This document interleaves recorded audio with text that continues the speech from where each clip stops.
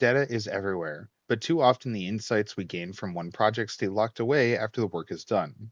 What if the information from your past simulations could help guide smarter decisions on future projects? Moldex 3D's Intelligent Solution Lifecycle Management, or iSLM, is designed to do exactly that. By connecting your simulation projects to a locally installed centralized database, iSLM makes it easier to organize, access, and reuse valuable engineering knowledge from your previous work. I'm Alex Baker, and in today's advanced module breakdown, we'll take a closer look at iSLM Personal Mode, where we'll discover how to get it installed, how it works, and some of the features that can help you get more value from your simulation data right away.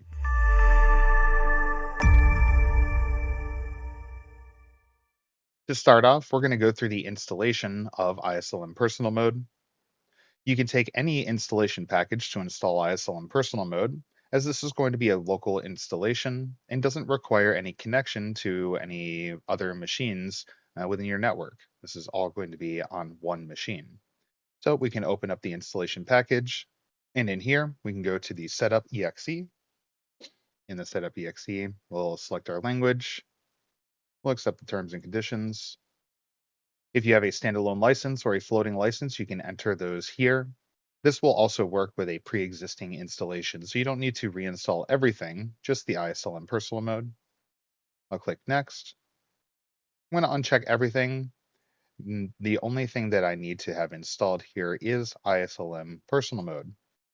I'll click Next, and that will bring us into our installation queuing.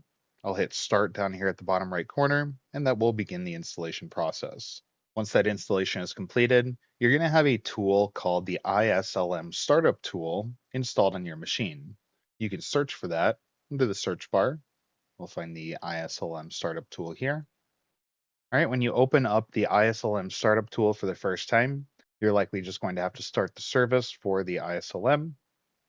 Make sure that your database is set properly. This should be the machine that you are currently connected to. This can also just be the local IP address masked as 127.0.0.1. A lot of times when we're using iSLM Personal Mode, we'll be using the local IP mask. You can also select your machine under here.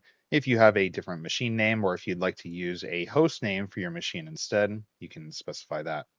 All right, once you've specified that, you can go ahead and hit Start, and that will start up all of the services that are required for running and uploading information to the iSLM on your local machine.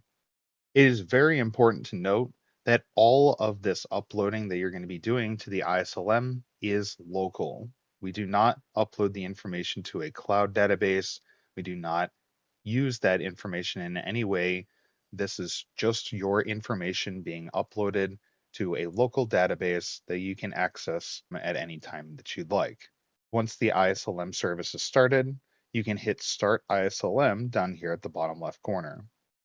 When you're connected properly, you'll be brought to a browser-like window such as this, but it will be accessing your machine that you specified in the iSLM startup tool, and you're going to be faced with a login. The default account that's created for you is always going to be administrator, and the password is going to be shown here. The password by default is the same for all accounts, and you can change those in the iSLM startup tool here. We'll click sign in, and this will show us all of the information that we have loaded into the iSLM database. Once again, this is all of my local projects that I've uploaded to this iSLM database. And so we can see how many solutions I have in the dashboard here. This dashboard not only shows the count of the information that I have, but you can also create some graphical information to show up on the dashboard as well.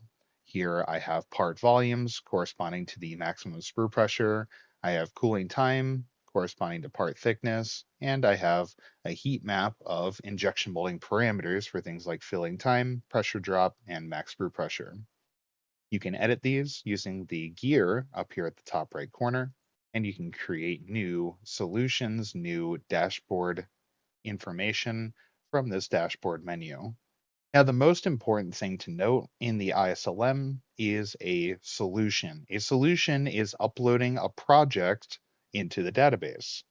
That project will then be readable from a statistical standpoint, like the information that we see over here.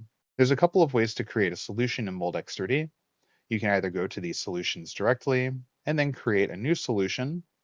This will effectively create a folder for all of the information related to this project. But you can also create solutions by syncing them from your local machine into your database. The Project Sync tool will allow you to sync your projects from one location on your machine into your iSLM database. So once you install the Project Sync function, it will ask you where you want to sync your projects from and where you want to sync your projects to. The solutions that you import or create are going to be loaded into your knowledge base. Knowledge base is a searchable database. I can hit search here, and we'll see that we have a bunch of projects loaded in. One of the nicest features, and something that you'll be seeing in a lot of our AOI discussions in the future, is the ability to search using a geometry that you're importing for your next project. This is one of the most useful tools in the iSLM infrastructure. And to activate it, I'm going to go up to Advanced Search. All right, I'm simply just going to upload a model that will load it in here, extracting basic information, including the part volume, nominal thickness, and size. And once that is completely loaded in, I can hit search, and it will search my knowledge base for any models that are similar to the one that I just imported. This is using an AI tool in the background to drive this search engine. We get a similarity index here, and it'll tell me what material, what information I used for this particular study. You can also use other search criteria as well. If I go back to advanced search, you can use different materials, other material information down here, volumetric information, and all of those can be applied into the filtering so that you can understand which projects that you've ran in the past will apply to the one that you're about to run. In addition, you can also apply different groups to your projects as well.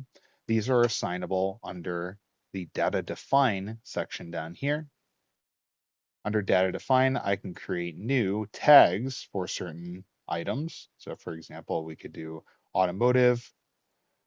I can add a product name and then add a part number here. And then I'll be able to search for that information in the knowledge base as well. This creates a filtering for you so you can find your projects a lot easier. In addition to just importing the simulation information, you can also import other information to these solutions as well. If I go into any of these solutions after searching them from the knowledge base, I can see some basic information, which I have the power to edit. You have a quality dashboard and an evaluation in 5 stars for all of the filling, packing, cooling, and warpage stages. I can go over to the Moldex 3D tab, and that will allow me to download the project file. So those are the two basic bits of the solutions here. We have the information section and the Moldex 3D project section, but you can also import other information in here.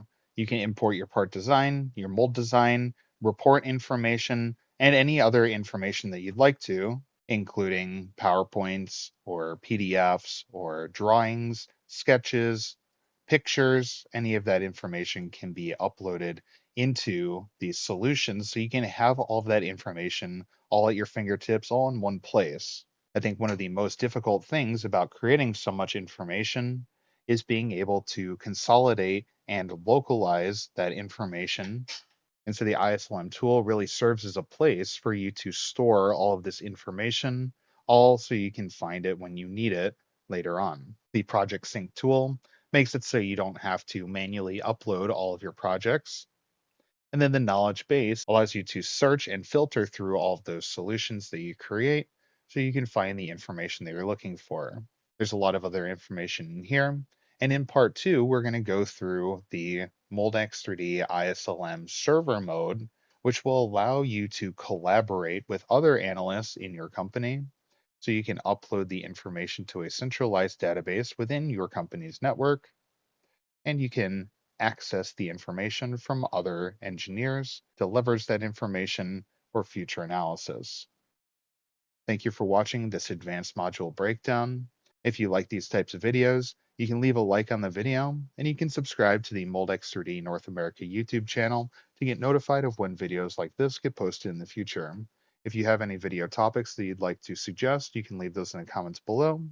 And otherwise, I hope you have a great day, and we'll see you in the next one.